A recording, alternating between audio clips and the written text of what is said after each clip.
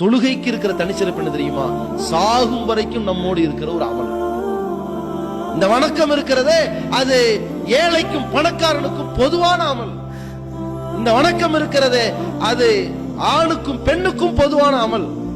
இந்த வணக்கம் இருக்கிறதே உடல்நிலை சரியில்லாதவனுக்கும் சீராக இருப்பவனுக்கும் பொதுவான அமல்.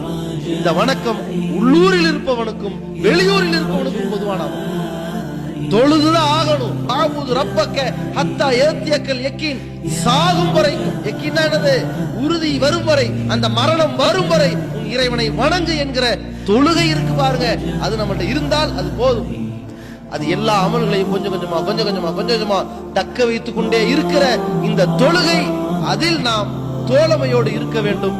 அதுதான் நம்மை சீர்திருத்தும், நம்மை சிறந்தவனாக உருவாக்கும், சிறந்த தலைவனாக அது வார்த்தெடுக்கும். அப்படிப்பட்ட தொழுகையை ஒருவன் விட்டால், தொழுகைதான் மானக்கேடான காரியத்திலிருந்து தடுக்கக்கூடியதாக இருக்கிறது.